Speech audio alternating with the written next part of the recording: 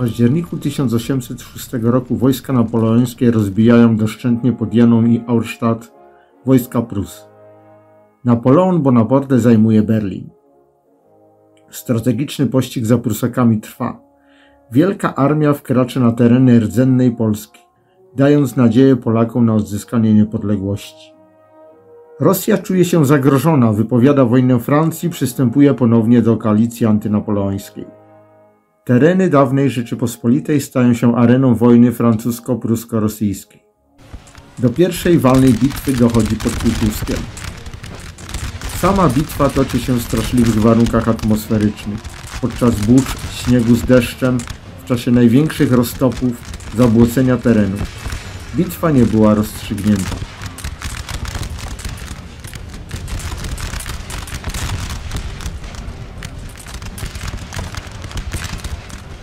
Armia carska wycofuje się na północ. Napoleon po bitwie pod Półtuskiem rozlokował swoje wojska na leżach zimowych. Jednak zwiadowcy donieśli mu o reorganizacji armii rosyjskiej i jej przygotowania do ofensywy. W ręce rosyjskie dostał się francuski kurier, który miał ze sobą listy i dane dotyczące rozlokowania i wielkości wojsk napoleońskich. Rosyjski generał Bennigsen zdał sobie w tym momencie sprawę, że ma przed sobą połączone i ponad o 1/4 większe siły niż te, którymi sam dysponował. I co za tym idzie, zarządził generalny odwrót i marsz dniem i nocą, który jednak nie doprowadził do zgubienia pościgu. Jego wojska stanęły przed widmem zupełnego wyczerpania, dlatego postanowił przyjąć bitwę pod Pruską Iławą, co dawało mu czas na zorganizowanie obrony oraz połączenie wszystkich swoich sił. 7 lutego 1807 roku. Pierwszy dzień bitwy. Francuzi powoli zbliżają się do pola bitwy. Rozpoczyna się walka o przedpola Iławy. Wojska cesarza Francuzów wybierają Rosjan w kierunku miasta.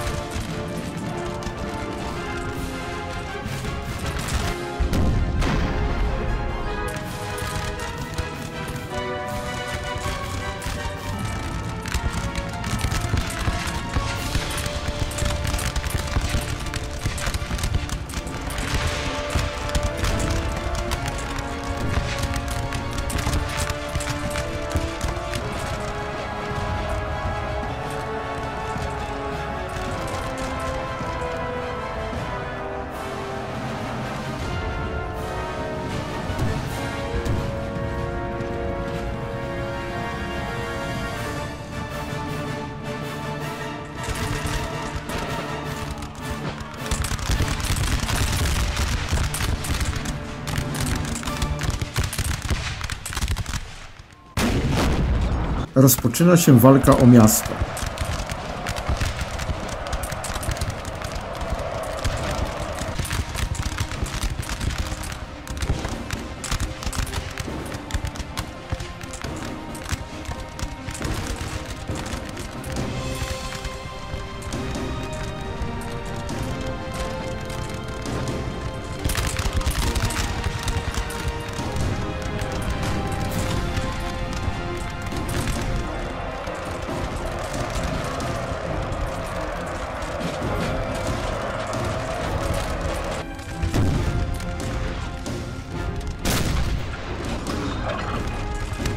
Francuzi uderzają na wzgórze cmentarne. To strategiczny punkt miasta.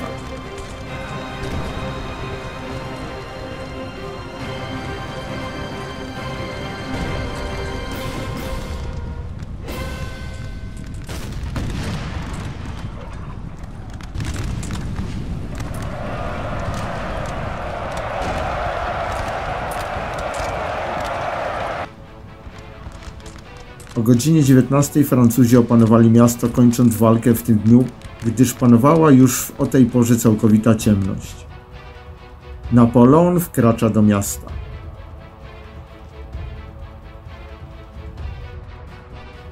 „8 lutego 1807 roku, drugi dzień bitwy. Zaczyna padać śnieg. Napoleon ze wzgórza cmentarnego planuje starcie. Czeka na trzeci korpus d'Avoux, 15 000 żołnierzy, który był odległy od pruskiej ławy zaledwie o 15 km, a także szósty korpus Neya, 14 000 żołnierzy, który maszerował z zachodu. Rosjanie wznawiają walki o miasto. W tym czasie na polu bitwy pojawia się trzeci korpus d'Avoux na prawym skrzydle Napoleona. Powoduje to wygięcie linii rosyjskich o 90 stopni.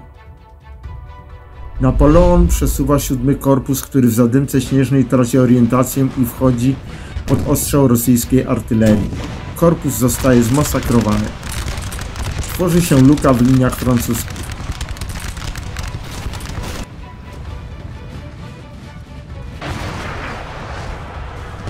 Rosjanie wykorzystują sytuację i ponawiają ataki w kierunku wsi Serpalen. Napoleon wzywa Murat z poleceniem wykonania szarży kawaleryjskiej odepchnięcia Rosjan. Zwraca się do Murata tymi słowami: „Joachimie, nie pozwolisz chyba, by ci Azjaci zjedli nas żywcem”. Murat na czele 11-tysięcznej kawalerii przeprowadza największą szarżę kawaleryjską w czasie wojen napoleońskich.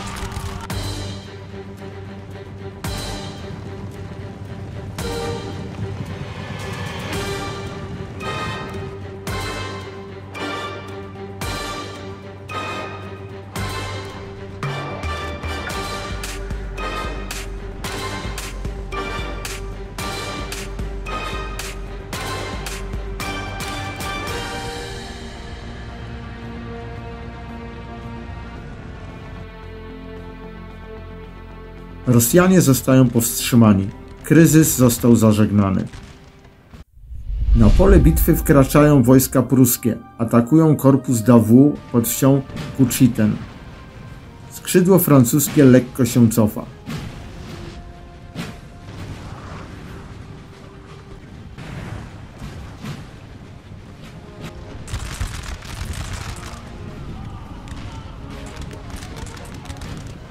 Dochodzi godzina 17 i pole bitwy przesłania już zapadająca ciemność.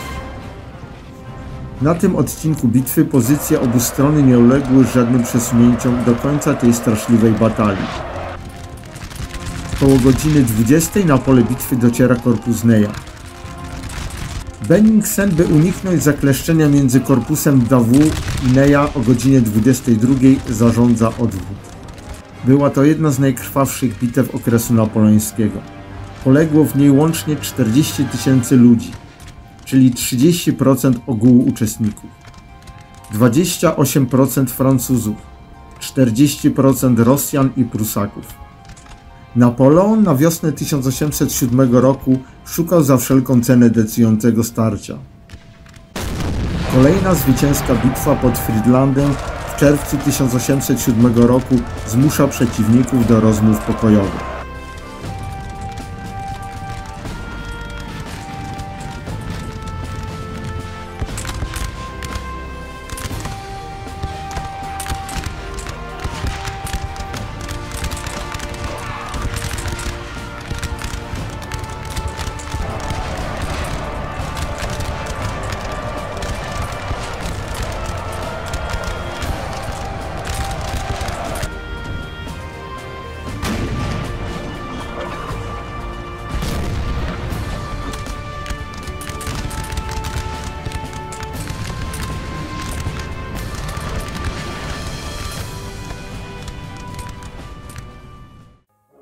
Wojnę kończy pokój w Tylży.